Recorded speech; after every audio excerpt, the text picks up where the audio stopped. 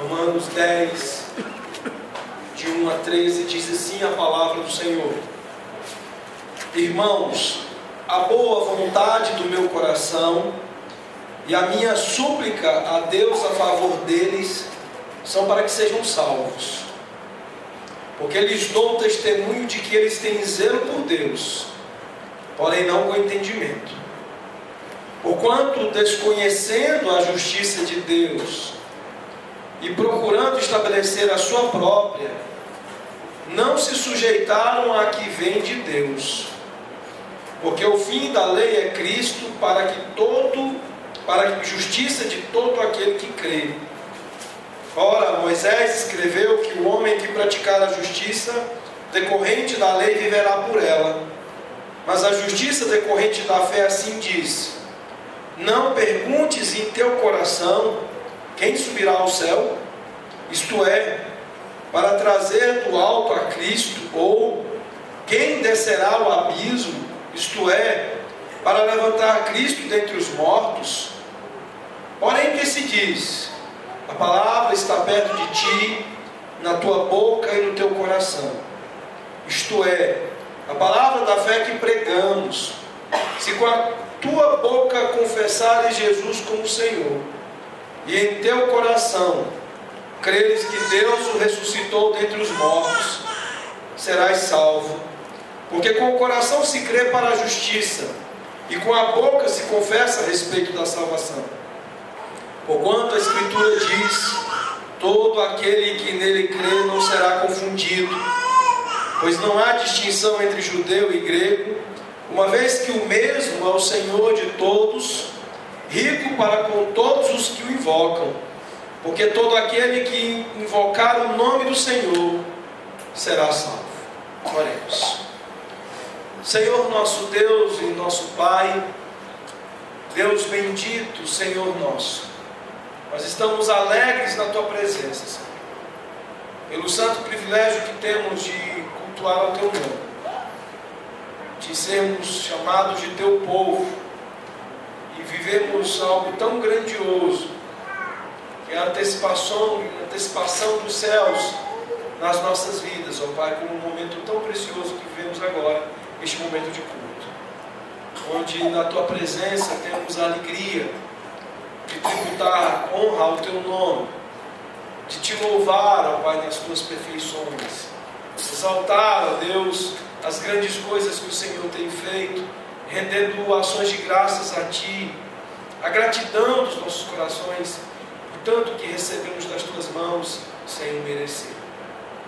E neste momento, ó Pai, certos de que vivemos um momento de grande privilégio, nós chegamos a um momento de ainda maior privilégio, que é ouvir a Tua voz, ouvir o Senhor falar aos nossos corações, receber a instrução bendita do Senhor, que muda as nossas vidas, que nos santifica, que nos instrui a respeito da vontade do Senhor e daquilo que nos faz mais parecidos com Jesus.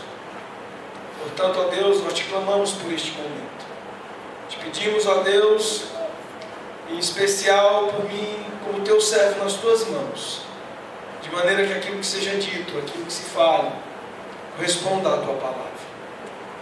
E clamando, ó Deus, também a Tua direção quanto aos ouvintes, de maneira que cada um dos Teus servos aqui esta noite sejam ouvintes sinceros, dispostos e prontos a receber a Tua palavra e a obedecer, a sair daqui para viver não como carne, mas mais transformados, mudados, conforme a imagem do Teu Filho. É o que nós pedimos no nome do Senhor Jesus. Amém, Deus. Amados, o apóstolo Paulo então continua agora no novo capítulo 10, argumentando, respondendo a respeito das objeções da rejeição de Israel face às promessas de Romanos 8, 28 a 30. Paulo, até o final do capítulo 9, ele argumenta quanto ao fato de que a soberania de Deus é suficiente para nós entendermos que Deus é Deus, e entendendo que Deus é Deus, entendemos que Deus pode escolher livremente, soberanamente, aqueles que haverão de ser salvos e aqueles que não haverão de ser salvos. E agora Paulo abre no capítulo 10 uma nova sessão para dizer que mesmo Deus sendo soberano, o homem é responsável. E nestes versículos que nós começaremos a considerar agora, Paulo, em outras palavras, estará dizendo: assim como Deus é Deus, o homem é homem. Deus é soberano e o homem é responsável, e há muito por que se responsabilizar o homem. Nós nesta noite estaremos falando sobre as coisas que encontramos aqui, as verdades que encontramos nos versos de 1 a 10, onde nós podemos delinear em dois aspectos a questão da responsabilidade humana. No aspecto da rejeição daqueles que não são salvos, daqueles que estão fora da salvação, e a partir do verso 6, do verso 5 até o verso 10, a respeito das coisas que fazem parte da vida daqueles que são salvos, daqueles que estão como parte do caminho da salvação. Então a nossa mensagem é sobre o caminho da salvação, dos que estão fora dele, e do porquê eles estão fora dele, e daqueles que estão nele, e do porquê estão nesse caminho. Eu gostaria de começar ilustrando com os irmãos uma história fictícia de um casal, de uma senhora e um senhor improváveis em relação ao caminho da salvação. Ela, uma senhora que nós poderíamos muito bem encontrar em todas as nossas igrejas, aquela senhorinha religiosa, aquela senhora que todos os domingos está na igreja, que cumpre com todas as atividades que lhe é proposta pela igreja, vai a todos os chás de senhoras, participa de todos os bazares, cumpre com tudo aquilo que é lhe proposto em termos de atividades religiosas, e mais aquelas que são mais costumeiras, dizimista fiel, assídua quanto aos cultos, extremamente dedicada, observadora da vida de outros irmãos, visitadora, aquela que costuma agradar e tratar bem os demais irmãos da igreja, com muito voluntarismo, muito dedicada. Mas uma senhora que é casada com um senhor que não é crente, um homem que a cada convite feito pela sua esposa no passado teria dito que era melhor ficar em casa ou fazendo qualquer outra coisa do que se juntar a um grupo de hipócritas, a um grupo de pessoas que dizem crer numa coisa e vivem outras coisas. Ele que não se interessa por nada daquilo que é proposto na mesma rotina de sua esposa para a sua vida. Ele não quer isso. E por conta disso eles se desentendem, e muito.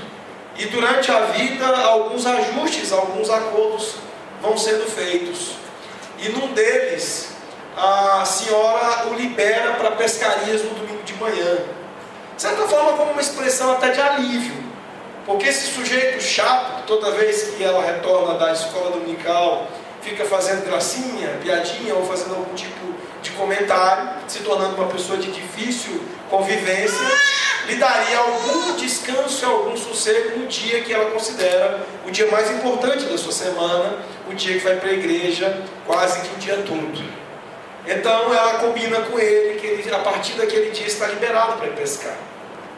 E aí então ele diz: enquanto você vai na igreja ver muita gente batizar, ser batizada, eu vou ao rio batizar algumas minhocas, e pescar alguns peixes.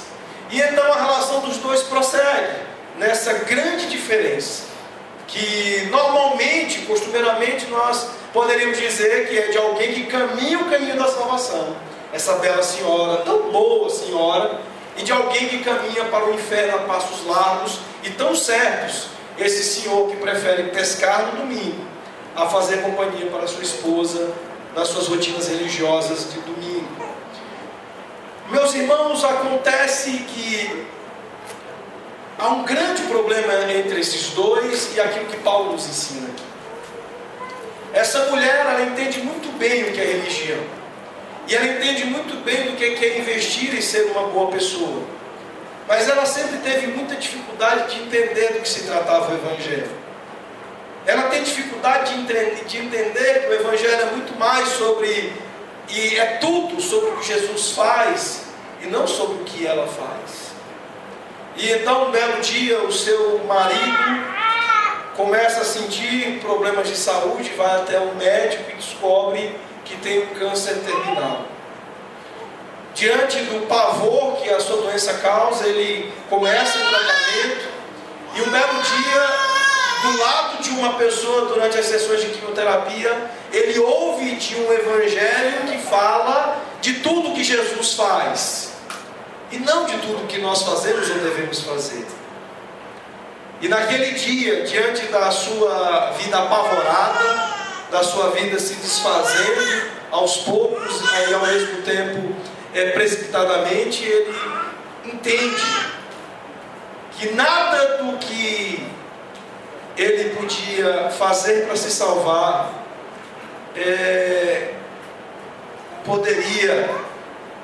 ele poderia certamente encontrar tudo naquilo que Jesus havia feito para salvar. De que nada ele podia fazer, mas Cristo já havia feito tudo quanto ele precisava fosse feito. E então aquele homem se converte, e nos poucos dias que lhe restavam, ele começa a viver uma vida de completa confiança no Senhor Jesus, desesperada ao ponto de saber que tudo quanto a vida dele dependia estava em Cristo Jesus. Sim, ele se juntou à igreja, ele teve tempo de confessar Cristo diante de seus irmãos, ele teve tempo de estabelecer mais algumas brigas e discussões com a sua esposa a respeito do evangelho que ela não entendia e que ele naquele momento acabara de entender.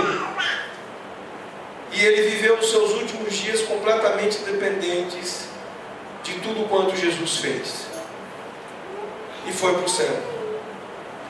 A esposa não conseguiu sequer disfarçar o quanto foi um alívio para ela ele morrer, ainda mais morrer fazendo parte da igreja.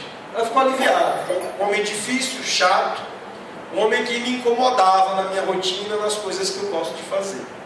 E então agora mais livremente ela pôde se dedicar à igreja, e ela continuou a fazer o que fazia, mas agora muito mais. Agora ela podia tudo, porque já não tinha mais um marido chato para se ocupar, um marido chato para lhe impedir. Então ela dedicou tudo que ela tinha para a igreja.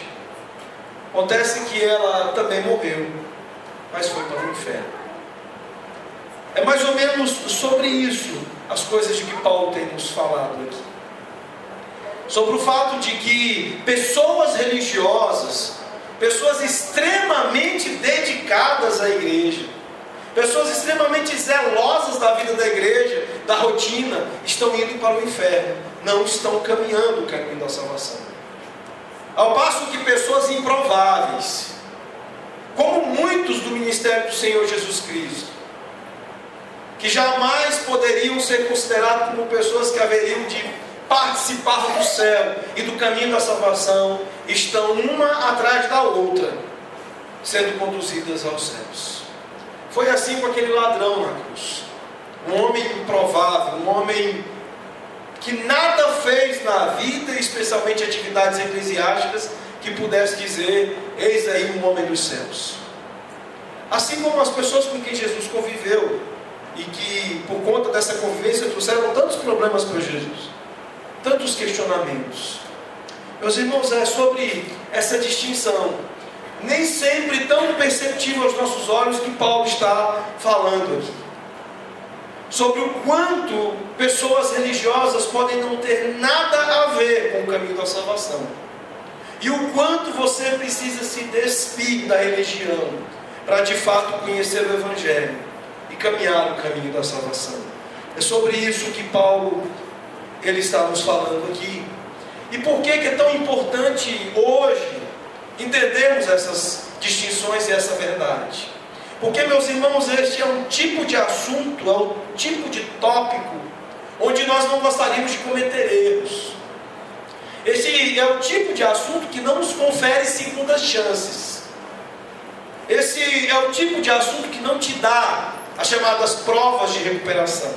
Aquelas que você faz na escola, depois de errar muito durante todo o ano, e que você indo muito bem depois dessa segunda chance, você consegue salvar o seu ano, e agora no retorno escolar, você poder, se salvar e recomeçar em um novo ano. Esse é o tipo de entendimento, de assunto, de tópico da vida cristã, da vida religiosa, que pode simplesmente significar fracasso ou sucesso. De você estar bem com Deus, ou de você estar perdidamente mal com Deus. Entender isso é algo muito importante. Porque Hebreus 9:27 diz que a nós é dado morrer uma só vez. E depois disso, o juízo. Ou seja, não teremos segundas oportunidades para entendermos situações desse tipo. Na única tacada da vida deste pobre senhor, que perdeu muito tempo da sua vida com coisas erradas, ele acertou em cheio em entender o Evangelho, confiar nele e abraçá-lo com tudo na sua vida. Mas do mesmo modo, essa senhora vinha errando a vida toda e continuou errando, de maneira que a ela não foi dada uma segunda chance de fazer uma repescagem ou uma recuperação, uma prova de recuperação. De maneira que ela, assim como os judeus, perderam o bonde da salvação e até crucificaram o Senhor da salvação. Há um livro do Mike Horton chamado Cristianismo Sem Cristo. Pastor Carlos, numa das suas pregações, ele já fez referência aqui a respeito do quanto a igreja moderna tem sido dominada por um evangelho chamado moralismo ou teísmo moralista terapêutico, que o mesmo Mike Horton fala. Sobre a terrível possibilidade de você viver a religião da autojustiça, a religião da performance, a religião das muitas atividades que nada mais são do que cristianismo sem Cristo, da tentativa de agradar a Deus por seus próprios meios, por suas próprias ações. Lamentavelmente a igreja moderna, e creiam-me, muitos dos nossos irmãos presbiterianos estão errando em viver um cristianismo ativista, de performance e de autojustiça.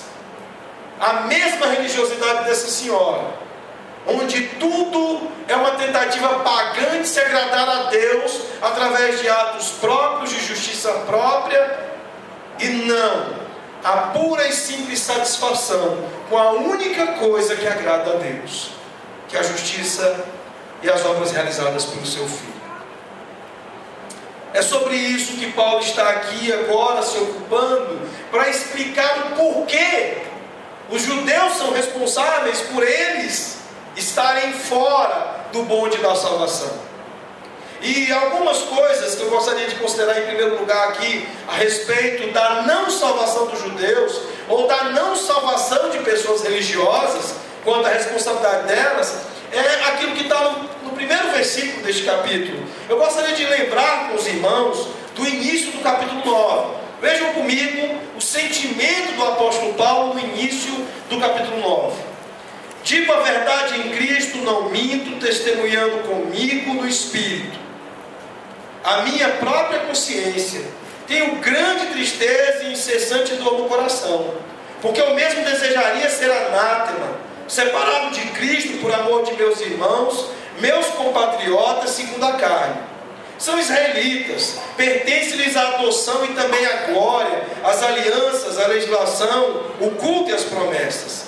Deles são os patriarcas, e também deles descende o Cristo, segundo a carne, o qual é sobre todos, Deus bendito para todos sempre. Amém. Paulo começou o capítulo 9 falando da sua dor, do seu sofrimento incessante, profundo, a respeito da não salvação dos judeus. Isso não era algo que o alegrava. E agora, ao falar da responsabilidade dos judeus quanto à sua própria não salvação, à sua própria rejeição, ele começa o capítulo 10 falando das suas orações em favor deles. Ele diz: irmãos, a boa vontade do meu coração e a minha súplica a Deus a favor deles são para que sejam salvos. Primeira coisa importante na argumentação do apóstolo Paulo a respeito dos que não estão salvos, especialmente das pessoas religiosas, que insistem em não entender o Evangelho, em não entender a necessidade da justiça de Cristo, é de que nós não devemos desanimar de orar por eles, desistir de orar por eles. Paulo começa argumentando que ele é sincero, que a vontade do coração dele é completa no sentido de querer, de desejar que eles sejam salvos. Eles não estão no caminho da salvação, mas Paulo deseja que eles estejam. A sua oração é nesse sentido. Algumas observações que são importantes a respeito disso é que a doutrina da eleição não nega a necessidade de nós orarmos pela salvação dos perdidos, mas é preciso saber orar. Paulo estava intensamente dedicado aos gentios. Ele trabalhava dedicadamente à conversão dos gentios. Aqueles que são declaradamente fora do povo de Deus, que eram tidos facilmente como ateus, falsos cristãos, anticristãos, ou seja, não eram da tradição do povo de Deus. Paulo se dedicava ao trabalho deles. Mas Paulo aqui diz que estava especialmente, sinceramente, com a boa vontade do coração dele, dedicada à oração pela salvação daqueles que eram os religiosos, mas que não faziam parte do caminho da salvação.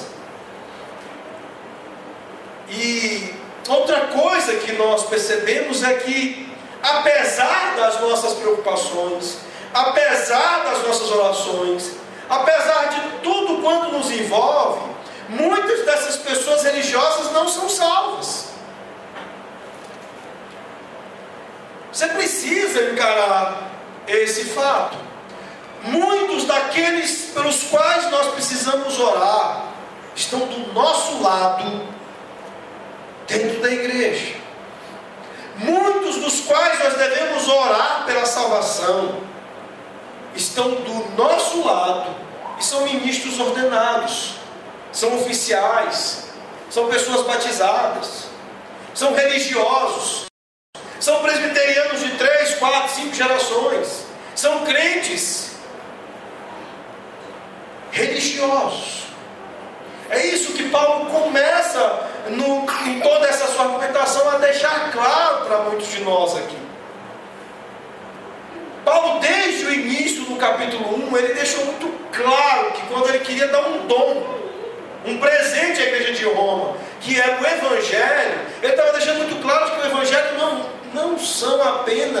não é apenas para os não crentes, mas o Evangelho é para o crente. Como a igreja precisa do Evangelho. Nós costumeiramente ouvimos falar do tal do culto evangelístico. Vocês já ouviram falar de coisa desse tipo? Domingo que vem nós teremos na nossa igreja um culto evangelístico. Não existe essa tal coisa. Todo culto ou é evangelístico ou não é culto. Porque ou você expõe Cristo, prega Cristo, este crucificado e ressurreto, este na sua glória, ou então você não tem culto. Você está cultuando ao quê? Se você não fala da glória de Deus, Cristo Jesus. Vai falar de Deus com a mesma ideia moral de que os judeus falam de Deus? Ou de outras formas, como algumas religiões, algumas seitas têm falado de Jesus, na medida em que Jesus é diminuído e a religião se prega em aspectos meramente morais? Todo culto é evangelístico. Todo culto é sobre a nossa salvação e a dos outros. Todo culto é sobre aquilo que Deus está fazendo, ou seja, fazendo novas todas as coisas. É sobre isso o culto. Então, meus irmãos, todo culto é evangelístico. E todo culto deveria apresentar e confrontar cada pessoa, cada ouvinte ao Evangelho. É essa a insistência argumentativa de Paulo na carta dele aos Romanos. E aqui ele diz que nós devemos orar, não apenas pelos que estão fora, mas pelos religiosos que se acham parte do povo de Deus, para que eles sejam salvos. Outra coisa importante é de que orações sem resposta não deveriam nos desencorajar.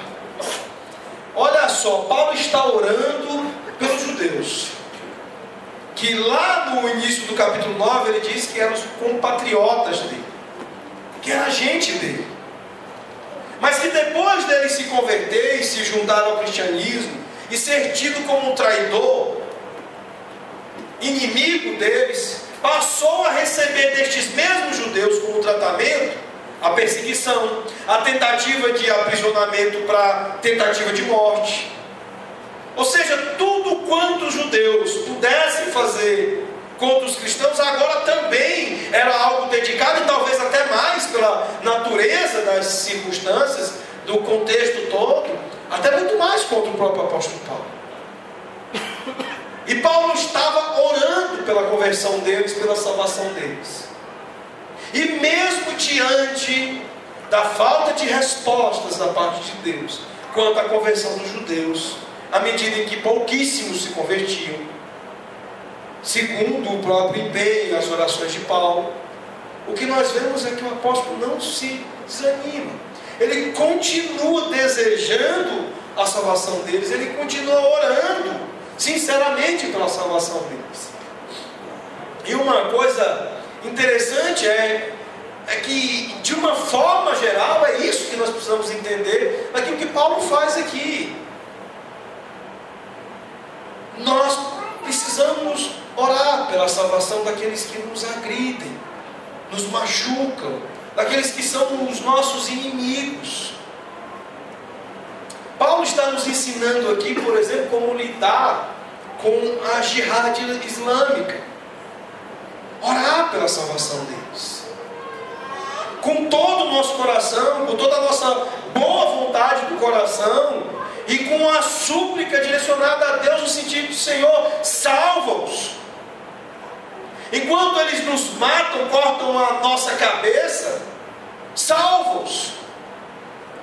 E não deve ser motivo para o nosso desânimo, para desencorajar a nossa oração, a nossa falta de resposta nesse sentido. O próprio Pai Nosso, nós temos orado há 2000 anos. Venha o teu reino, seja feita a tua vontade. E continuamos orando. Mas o quanto de resposta nós já tivemos? Certamente que muito, em muitos aspectos. Mas só teremos resposta de fato a esta oração quando Jesus voltar. E até lá nós vamos continuar orando.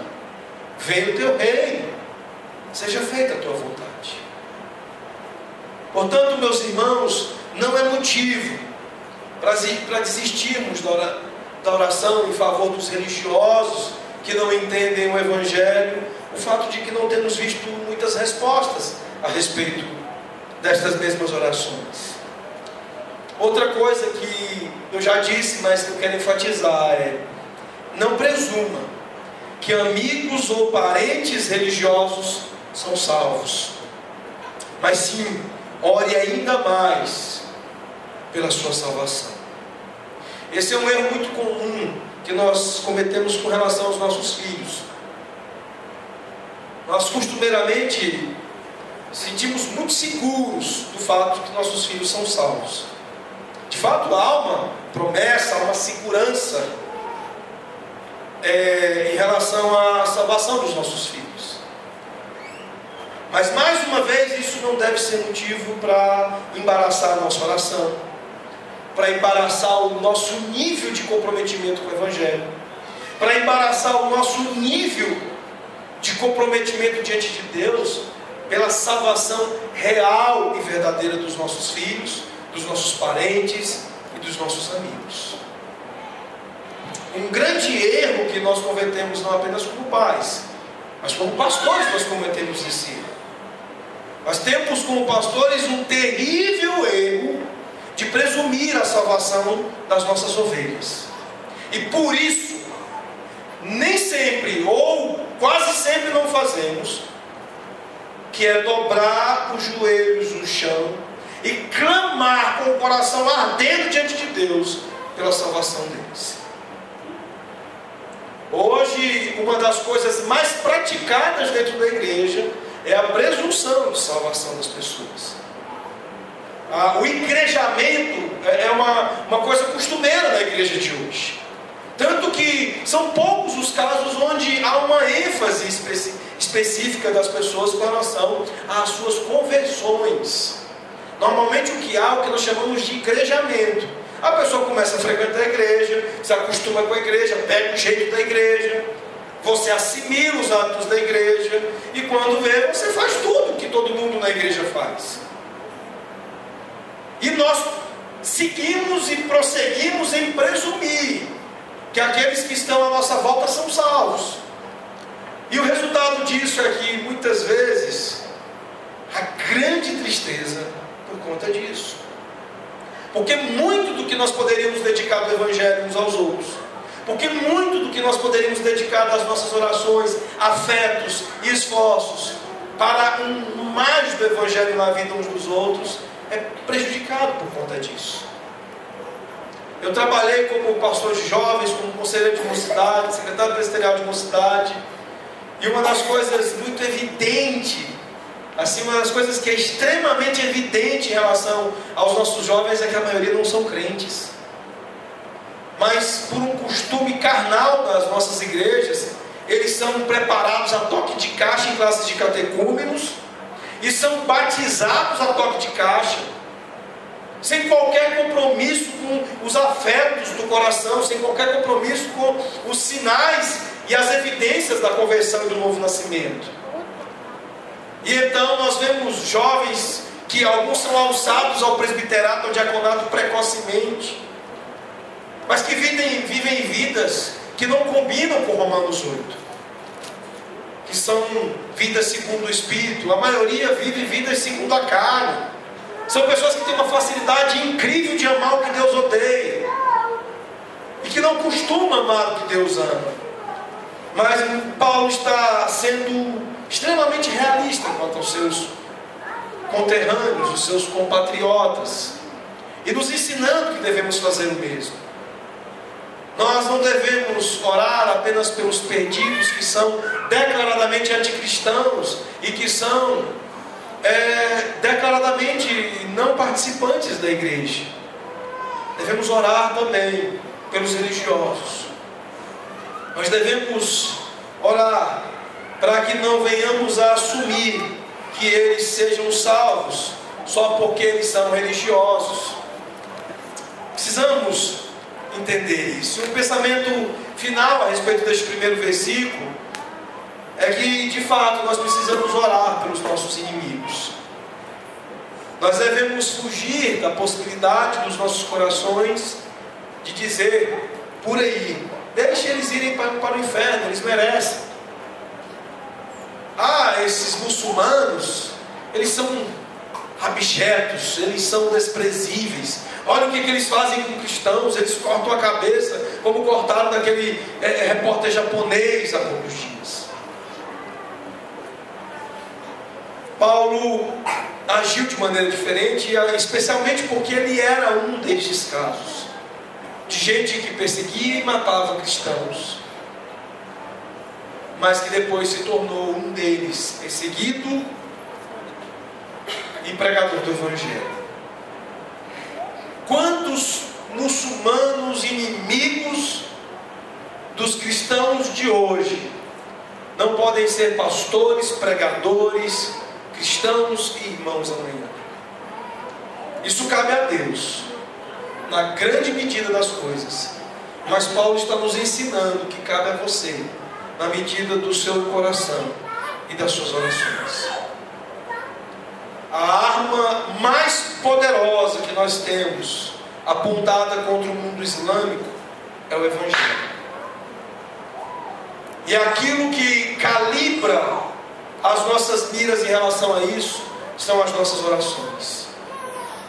aponte as suas orações em favor dos cristãos que são perseguidos no mundo islâmico, mas também ore pela conversão daqueles que hoje são os assassinos de cristãos.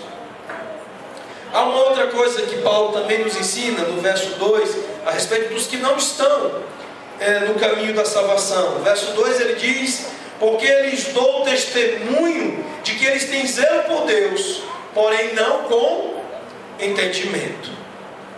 Paulo está dizendo que pessoas religiosas estão fora do caminho da salvação, apesar de seu zelo para Deus, porque o seu zelo não está de acordo com o entendimento.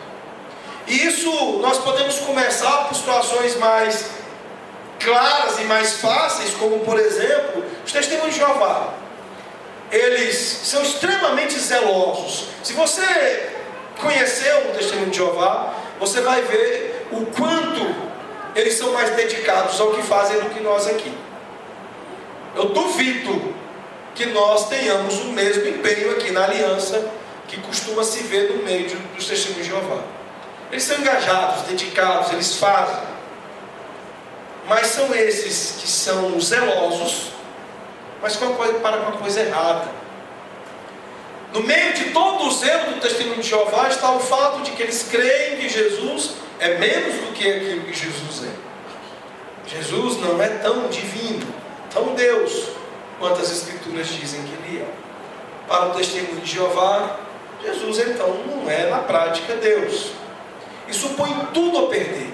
Esse é o que nós chamamos de erro fatal, que aniquila a coisa toda e que faz com que o zelo deles não sirva para nada. Assim como os judeus, que apesar de todo o zelo para com Deus, que apesar de todo o zelo para com a lei de Deus, pegaram aquela que era a justiça de Deus dada a eles, imputada a eles, o rejeitaram, crucificaram e preferiram ficar com a sua própria justiça. Mas há casos que não são tão claros assim, que não são tão simples assim de nós percebermos. No chamado cristianismo, no que nós vivemos o cristianismo histórico, é muito fácil, por exemplo, para muitos condenar aquilo que nós encontramos no romanismo, no catolicismo romano, com sua clareza de defesa de um tipo de salvação que é pelas obras. Mas se nós olharmos para o evangelicalismo moderno, ele é uma religião de obras, de performance. E mesmo para muitos que se dizem calvinistas e reformados, que dizem confiar exclusivamente na justiça de Cristo, tem sido difícil perceber uma confiança exclusiva no que Jesus faz, uma obediência restrita, resumida a essencialmente o que Jesus nos mandou fazer. De maneira que as mesmas coisas que os judeus fizeram, como por exemplo no seu zelo com relação ao Shabat, de não apenas serem rigorosos no cumprimento da lei, mas ir além, criando regrinhas extras, alguns apêndices, atendos para tornar o negócio ainda mais qualificado, nós temos visto no meio de muitos reformados. Há uma incrementação, em muitos sentidos, de um conceito de piedade pessoal. Eu tenho falado sobre isso em vários aspectos, como por exemplo na terrível associação da fé com a ideologia. A ideologia política tem me assombrado em muitos aspectos. Por quê? Porque eu tenho visto cristãos militantes de ideologia política com um empenho religioso, com um empenho que mostra claramente que a ideologia política se tornou para ele um ponto de fé. É uma questão de fé. Ele se empenha, ele briga, ele arruma confusão com as pessoas, ele se indispõe com os outros, ele deixa de agir amorosamente com os outros. Por quê? Porque não pensa teologicamente como eu penso.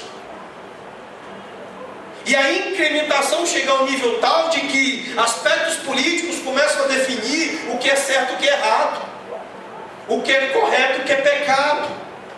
Então, por exemplo, nós ouvimos absurdos do tipo: ser servidor público é pecado. Onde nós encontramos norma bíblica clara para dizer isso? Em lugar nenhum.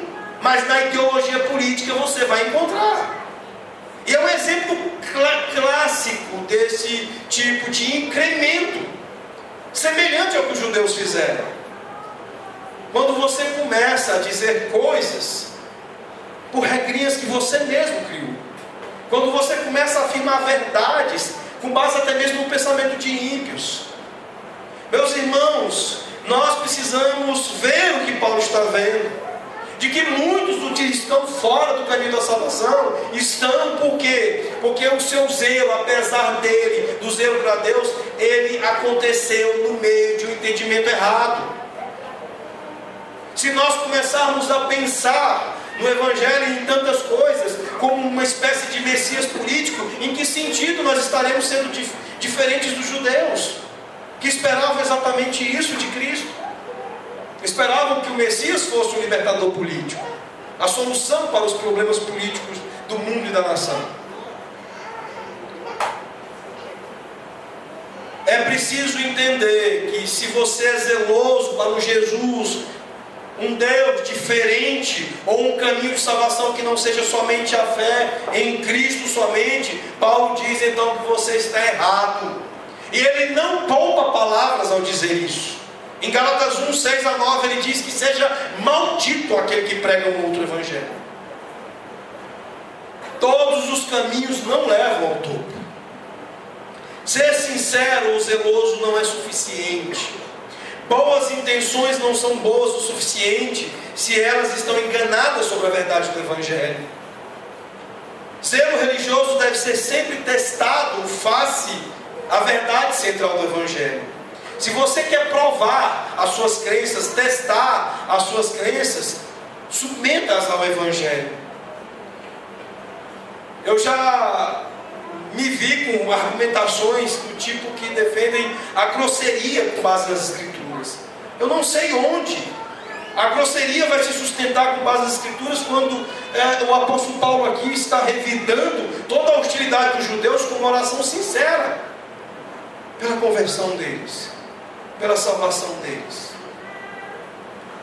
Paulo poderia agir precatoriamente contra os judeus, esses meus inimigos, inimigos da minha pregação, da pregação do Evangelho, inimigos do cristianismo. Deus, corta a cabeça deles. Mas o que Paulo faz sinceramente é orar pela conversão deles. Cuidado com aquilo que nós temos chamado de zelo, porque Paulo diz que o zelo com o entendimento errado é aquilo que tem feito com que muitos não estejam no caminho da salvação. Verso 3: porquanto, desconhecendo a justiça de Deus e procurando estabelecer a sua própria, não se sujeitaram à que vem de Deus. Paulo está dizendo que pessoas religiosas estão fora do caminho da salvação porque elas não sabem sobre a perfeita justiça de Deus, e por isso elas preferem aquela justiça que eles próprios são capazes de produzir. Quando nós não temos a consciência, o conhecimento do que Jesus fez, da suficiência do que Jesus fez, nós vamos sempre viver esta vida terrível, que ele mesmo chamou de um jugo pesado, de um fardo pesado, que é a autojustiça, que é a tentativa de fazer por si próprio aquilo que é o argumento dele desde o início, desde quando ele começa essa carta, quando ele expõe o paganismo, que é a tentativa do próprio homem de resolver seu problema com Deus. Uma coisa impossível e que nunca gerou algum tipo de resultado e jamais vai gerar algum tipo de resultado. Ninguém será capaz de satisfazer a Deus, e as pessoas não entendem isso. E por conta disso perseguem coisas impossíveis. Paulo aqui ele não está querendo dizer que os judeus não tinham conhecimento de que Deus é justo, mas eles não entenderam o que era a justiça de Deus imputada, aquela que é atribuída àquele que crê no substituto, no Redentor, pela fé. Eles não entenderam aquilo que está em Gênesis 15:6, quando a palavra de Deus diz: então ele, Abraão, creu no Senhor e ele imputou isto como justiça. Eles não entenderam. Eles tinham entendido que Deus era justo, mas não haviam entendido a maneira como Deus ofereceu a sua própria justiça para resolver o problema do homem com ele. E continuavam perseguindo por meios que não revelava um desconhecimento, uma ignorância das coisas que haviam sido reveladas, mas um tipo de ignorância intencional, produzida pelo orgulho no coração deles. É interessante que Paulo expõe os judeus de uma maneira em que eles achavam absurdo, ofensivo, admitir que todo homem era incapaz de satisfazer aquilo que Deus havia exigido deles, e por conta disso rejeitaram aquele que Jesus lhes ofereceu e o crucificaram. Acharam isso muito mais ofensivo do que simplesmente aceitar a ideia de que eles eram incapazes de cumprir com esta tarefa de satisfazer a justiça de Deus, entendendo que o próprio Deus resolveu o problema. Orgulho. Por conta disso é que a palavra de Deus está tão repleta de ensino a respeito disso. É mais ou menos como aquela pessoa teimosa, está lá, eu imagino muito dessa situação hoje em dia, porque você tem tanto acesso a tanta coisa. Então, o sujeito vai na loja, compra, por exemplo, uma caixa de ferramentas, e aí ele: eu não dou conta de fazer isso, eu sei que eu vou fazer isso. Ele compra uma caixa de ferramentas, então, e aí ele, sem ler o manual, vai, pega uma das ferramentas e começa a mexer de maneira errada em alguma coisa na sua casa. E aí chega o especialista do negócio, ele diz: você está fazendo errado, deixa eu fazer para você. Ele falou: não, eu vou fazer. Olha, a minha casa é a minha ferramenta, você não vai fazer isso aqui não. Só que ele se esquece de que aquele é o especialista na coisa, e ele é apenas o dublê da coisa, É o cara que teve dinheiro para comprar a ferramenta e que estava tentando usar a ferramenta. E, em certo sentido, foi isso que aconteceu com os judeus. Não, lá atrás foi dado essa lei para a gente, que a gente iria fazer. Isso tem sido o que a gente tem se ocupado esse tempo todo, e é isso que nós vamos fazer.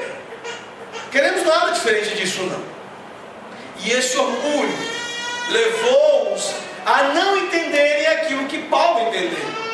Paulo, que também era judeu e que expõe a sua condição, dizendo que não era qualquer judeu, mas que era judeu, um benjamita, um judeu descendente das 12 tribos, um judeu puro sangue. Ele, falando de si mesmo em Filipenses 3,9, ele diz: e ser achado nele, não tendo justiça própria, que procede de lei, senão a que é mediante a fé em Cristo, a justiça que procede de Deus, baseada na fé.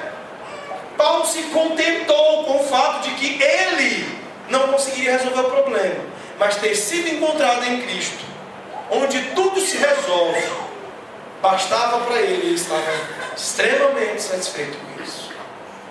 Essa era a diferença entre ele e os judeus.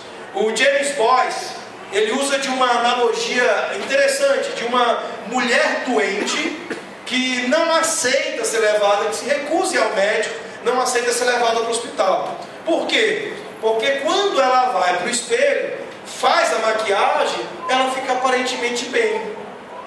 Nossa, mas eu estou legal, olha aqui. Corre lá, faz a maquiagemzinha, beleza. A aparência externa está diferente, mas ela não consegue lidar com o fato de que internamente ela está doente. Esse era um problema com os judeus. Eles confiavam na maquiagem e eles achavam que isso bastava, que isso era suficiente. Eles não souberam entender e lidar com o fato de que por dentro eles estavam irremediavelmente contaminados, doentes. E por conta disso, muitos entre nós vivem na mesma situação. A dificuldade de entender que pessoas religiosas estão fora do caminho da salvação, porque estão perseguindo a sua própria justiça, ao invés de investir tudo na confiança na justiça de Cristo. Em vários sentidos práticos isso pode se revelar. Não apenas no sentido mais complexo da salvação, mas o nosso próprio conceito de adoração precisa ser afetado por esse entendimento. Porque muitas vezes o que nós temos visto é que as pessoas estão adorando por si mesmas. Elas não entendem que o processo, que o momento da adoração é mediado por Cristo, é algo pactual. Ou seja, eu adoro e a minha adoração é aceita porque é feita em Cristo Jesus. A maioria das pessoas, elas até oram usando o nome de Jesus no final, mas faltando-lhes a consciência de que a mediação de Cristo perfaz todo o caminho da oração. A justiça de Cristo é que faz com que as palavras estejam indo além do teto. Assim como as canções só vão além do teto quando feitas na consciência de que feitas em Cristo Jesus. De que não é o nosso mérito como músicos, não é a nossa qualidade, não é a nossa performance, não é a nossa muita capacidade musical, mas a suficiente mediação de Cristo que faz com que a nossa adoração seja aceita. Essa, meus irmãos, é a diferença entre a justiça de Cristo imputada àqueles que nela confiam, daqueles que religiosamente confiam naquilo que fazem. E a igreja moderna está repleta de confiança naquilo que homens fazem. Eu gostaria de ousar com um outro exemplo, em relação aos pregadores. Tem me assustado e me entristecido a falta de entendimento e de compreensão de uma verdade que as igrejas reformadas enfatizam muito. De que quando Cristo aparece, o pregador pouco aparece. De que quando a verdade está de fato sendo importante, o comunicador tem valor secundário e quase nenhum. Por conta desse pensamento, as igrejas reformadas, em aulas de homilética, até recomendam que os pregadores não fiquem citando fontes, que não fiquem citando o nome de autores ou coisa desse tipo. Eu recebi uma ocasião, uma foto enviada pelo pastor Francisco Leonardo, Chiquinho, que foi diretor do Seminário Presbiteriano do Norte, em que ele foi pregar numa igreja em Miami, e se assustando com uma inscrição do púlpito da igreja, ele depois tirou uma foto e resolveu mandar para todos os seus alunos. E nesta inscrição dizia: nós viemos aqui para ver e ouvir tão somente Jesus Cristo. A performance tem feito com que o pregador alcance um lugar que não deveria alcançar. E ouvir falar hoje em dia de movimento reformado é ouvir falar de vedetismo. É impressionante como em certas rodas, em certos palavrórios e conversas de, entre aspas, reformados, você ouve tão pouco o nome de Jesus. Fala-se tanto de autores e tantas citações de fulano, de Beltrano, e as pessoas citam tão pouco a Bíblia e falam tão pouco do Mestre, do nosso Senhor, do nosso Redentor. Isso está errado. Isso é o que a religiosidade faz, e não aquilo que o contrário dela, a aplicação do Evangelho faz, que é matar as performances, matar a confiança naquilo que nós fazemos e estabelecer a importância e a confiança naquilo que Jesus faz. Assim, pessoas religiosas estão fora do caminho da salvação, porque apesar das orações e preocupação do povo de Deus com a salvação deles, porque o seu zelo por Deus não está em consonância com o entendimento correto, e porque eles não sabem sobre a justiça de Deus, e assim eles procuram estabelecer a sua própria justiça, mas também em relação ao que está no verso 4. Vejam comigo: porque o fim da lei é Cristo, para a justiça de todo aquele que crê. Pessoal religiosa que nós falamos no início, o modo de ser uma pessoa boa, religiosa, é um problema sério, porque você jamais será bom o suficiente.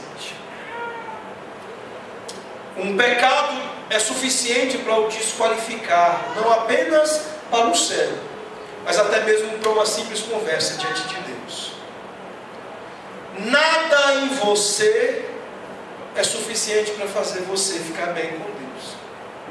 Uma simples conversa sua com Deus depende de Cristo. Uma simples canção que você quiser cantar para Deus depende de Jesus. Uma simples oração.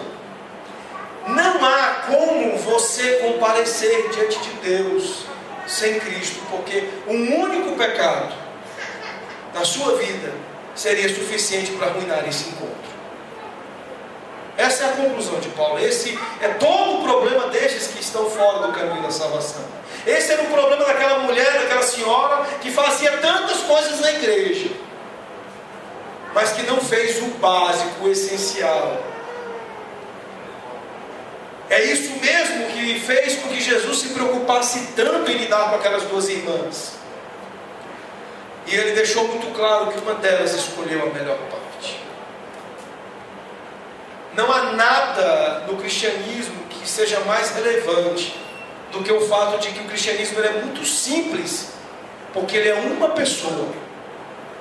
De tudo quanto você precisa saber para ir bem no cristianismo, é ir bem e focar tudo e sentar tudo em uma única pessoa. Dê de tudo a Jesus, confie tudo a Jesus, faça tudo exclusivamente nele e você vai bem. Saia 1% do esquadro disso e será suficiente para você, irmão. Lembrem-se daquela comparação com o jogo de basquete, de que muitas vezes nós somos como aquele jogador que no dia que Michael Jordan fez 69 pontos, ele celebrou o pontinho que fez, dizendo: hoje foi a noite em que eu e Jordan fizemos 70 pontos. Creia-me, Jesus não vai dividir com você nem 1% do que ele tem para fazer. Ele faz tudo ou ele não faz nada. Se você acha que a qualidade sua de cantar, que faz com que a sua adoração chegue suavemente, agradavelmente até o trono de glória do Pai, então sua espiritualidade está arruinada. Se você acha que é porque você sabe articular as palavras e ora bonito, que de alguma maneira isso contribui para que sua oração seja mais aceita do que a do irmão, então sua espiritualidade está arruinada. Ou é tudo em Cristo, ou é nada. O caminho da salvação, portanto, é confiar em Jesus Cristo, para que a justiça de Deus seja imputada em sua conta. E é só ela que é suficiente para resolver o seu problema todo com Deus. Agora eu gostaria de concluir com 3 coisas, e eu vou ser mais breve nesses últimos versículos, sobre se estar no caminho da salvação. Vejam comigo o verso 5 e 6. Ora, Moisés escreveu que o homem que praticar a justiça decorrente da lei viverá por ela. Mas a justiça decorrente da fé assim diz: não perguntes em teu coração: quem subirá ao céu? Isto é, para trazer do alto a Cristo? Primeira coisa que Paulo conclui aqui sobre os que estão no caminho da salvação é de que para ser salvo você deve reconhecer que não pode se salvar e nem se manter na lei de Deus.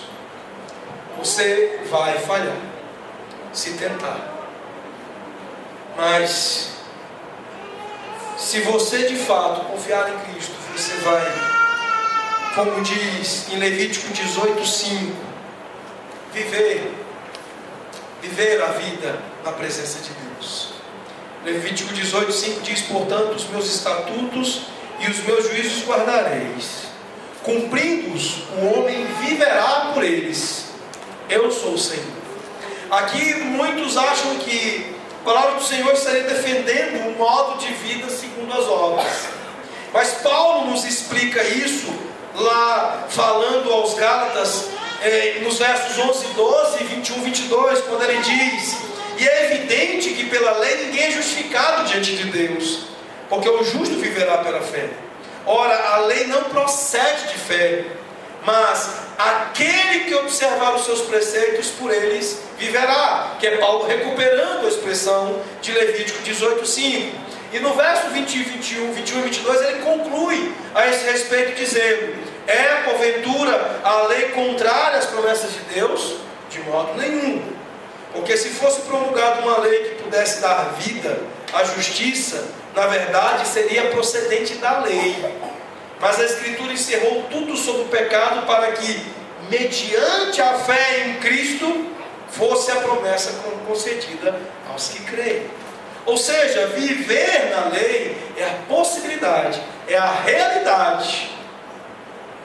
Possibilidade para aqueles que, os eleitos que haverão de ser alcançados. Real quando alcançados. Nós vivemos na lei depois que confiamos em Cristo, que recebemos Cristo e que somos por Ele capacitados a obedecer. Mas mesmo assim, ainda não perfeitamente como Ele foi capaz de viver. Paulo está fazendo o mesmo ponto que ele fez anteriormente, para dizer que se você quiser ganhar a vida eterna por guardar a lei, você teria que obedecê-la perfeitamente. E você não tem como fazer isso. Jesus fez isso, e por isso Ele é capaz de doar isso. Por ter obedecido perfeitamente, então Ele é capaz de doar justiça a quem não é capaz de praticá-la perfeitamente. Esse é o argumento de Paulo aqui. É isso que ele próprio tinha tentado antes. Ele tinha sido irrepreensível, zeloso, mas não foi capaz. E em Filipenses 3, de 5 a 6, ele expõe essa realidade da sua tentativa de fazer as coisas todas. Mas mais à frente, em Filipenses, no capítulo 3, verso 9, ele coloca que tudo isso é perda por amor a Cristo. Tudo isso é perda por simplesmente ser um caminho impossível, e Cristo ser o caminho real e o caminho único em relação a todas essas coisas. E por isso Paulo diz que ele então perde tudo isso. E para depois dizer com relação a estar seguro da sua salvação, da sua conversão, ele diz: fui ser encontrado nele, não tendo a minha própria justiça derivada da lei, mas que vem pela fé em Cristo Jesus. Ou seja, a minha obediência é a obediência dele. Meus irmãos, nós precisamos lidar com o fato das coisas que Paulo está nos chamando a atenção. Não seremos capazes de agradar a Deus. A única forma de o fazer é em Cristo Jesus. A verdade é que todos nós, quebramos repetidamente a lei de Deus, tanto exteriormente como no nível do coração. É por isso que nenhum tipo de farisaísmo ou neofarisaísmo é agradável para os nossos dias. Na época de Jesus, esses religiosos tentaram praticar o impossível. Tentaram e viviam acusando os outros: você quebra a lei. Porque mal sabiam que no próprio coração, repetidamente, diariamente, eles quebravam a lei, mesmo quando não sabiam. Por isso que no Sermão do Monte, Jesus nos desafia com uma hermenêutica onde nós somos levados a pensar que somos até mesmo assassinos, quando muitas vezes achamos que assassinos são apenas os muçulmanos cortadores de cabeça. Quantas vezes na hermenêutica de Jesus nós matamos o nosso irmão da maneira como pensamos dele? É isso que Paulo entendeu, e é isso que nós precisamos entender se estivermos no caminho da salvação. Entender que não somos capazes de cumprir a lei. E quando achamos que somos magníficos em guardar o dia do Senhor, nós nos enganamos com os nossos pensamentos orgulhosos, soberbos, arrogantes. Porque o que Paulo entendeu é que nós, repetidamente, quebramos a lei de Deus, no coração, na mente, nos pensamentos, até mesmo quando não sabemos, quando não vemos, não entendemos. Nos versos de 6 a 8, ele diz que para ser salvo, você, portanto, deve reconhecer que Cristo fez por você o que você nunca poderia fazer por você mesmo. Ele usa de expressões aqui de Deuteronômio para poder ilustrar, dizer o quanto era difícil tentar fazer o caminho pelas próprias obras. Ele no verso 6 ele diz: mas a justiça decorrente da fé assim diz: não perguntes em teu coração quem subirá ao céu, isto é, para trazer do alto a Cristo. Que loucura! Alguém que quebrou a lei de Deus é até o céu para poder trazer quem a poderia cumprir. já fez isso. Cristo já se encarnou. O próprio Deus já resolveu. Que loucura nós queremos ir até o céu para poder resolver. E então, porém, que se diz: a palavra está perto de ti, na tua boca e no teu coração. Isto é a palavra da fé que pregamos. Se com a tua boca confessares Jesus como Senhor, e em teu coração creres que Deus o ressuscitou dentre os mortos, serás salvo. Porque o coração se crê para a justiça, e com a boca se confessa a respeito da salvação. Deus já fez o que você não daria conta de fazer. Simples assim. Por que nós devemos gastar tantas energias na capacitação pessoal para o exercício de justiça própria, se nós temos oferecido a nós a perfeita justiça que resolveu tudo o que precisávamos e não daremos conta? Invista tudo de Jesus. Se você quer um perfeito louvor, cante Cristo, confie nele. Se você quer uma oração que agrade a Deus, confie em Jesus, ore confiadamente nele. Meus irmãos, nós precisamos entender que estas coisas são simples, mas ao mesmo tempo são difíceis por conta do nosso orgulho. A bem-aventurança que diz que nós devemos ser pobres de espírito, quando nós a expomos, os irmãos entenderam que é o reconhecimento de que somos miseráveis, como que indigentes, como que mendigos, como que pessoas que dependem de ajuda para tudo. Só estão aptos a serem beneficiados da salvação aqueles que são despidos de todo esse orgulho típico desses judeus aqui que rejeitaram a Cristo, mas que tem sido presente na vida de muitos outros religiosos do nosso tempo, e em muitos momentos da nossa vida tem nos ameaçado, em muitas coisas práticas e simples, como por exemplo, resolver o problema do seu casamento. Quantas pessoas têm preferido um psicólogo para resolver o problema conjugal do que a palavra de Cristo, do que submeter o casamento ao Evangelho, do que trazer o casamento até a cruz, até o Calvário, e dizer: Senhor, mata o nosso orgulho, Senhor, salva-nos.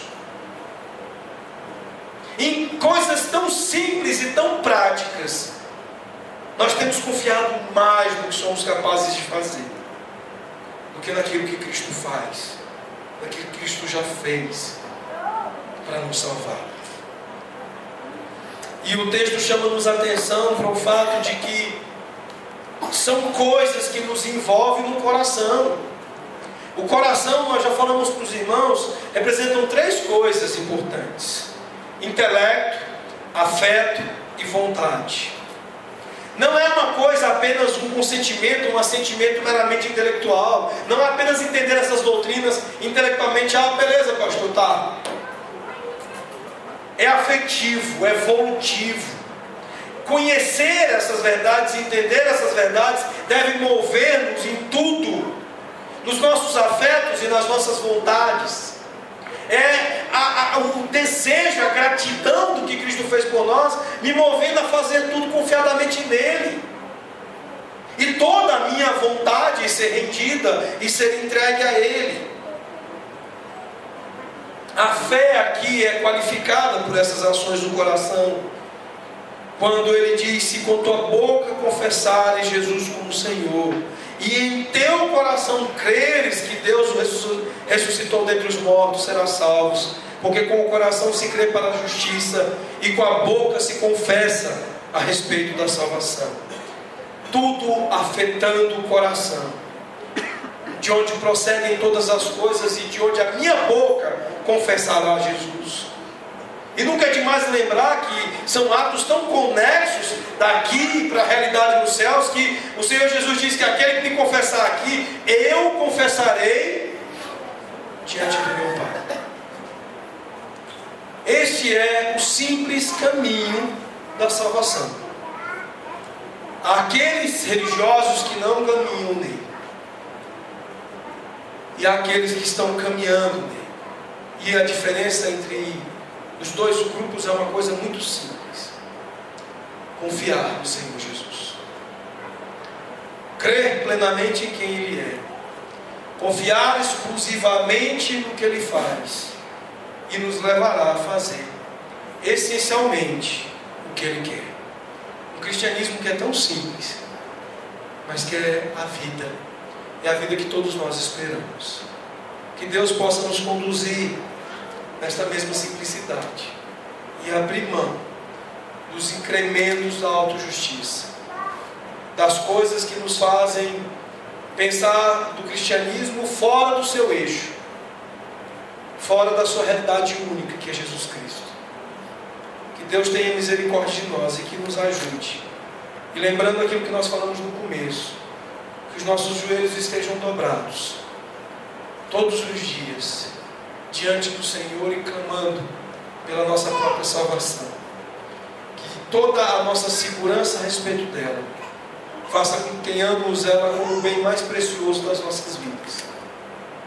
Todo dia ore, louve a Deus, agradeça a Deus pela tua salvação, clame a Deus por ela. Senhor, me dá ainda mais clareza e frutos a respeito dela. Que você tenha os joelhos dobrados para orar por aqueles que não são salvos, sejam eles anticristãos, ateus declarados, pessoas de fora da igreja, sejam eles pessoas da igreja. Ore pela salvação dos teus irmãos, dos teus familiares, dos teus filhos, dos teus amigos, sejam eles da igreja, de fora da igreja ou de dentro da igreja. E ore pelos seus inimigos, por muçulmanos, por todo tipo de gente que hoje tem sido inimiga da fé cristã do povo de Deus. Ore para que Deus converta os seus corações. Vamos orar.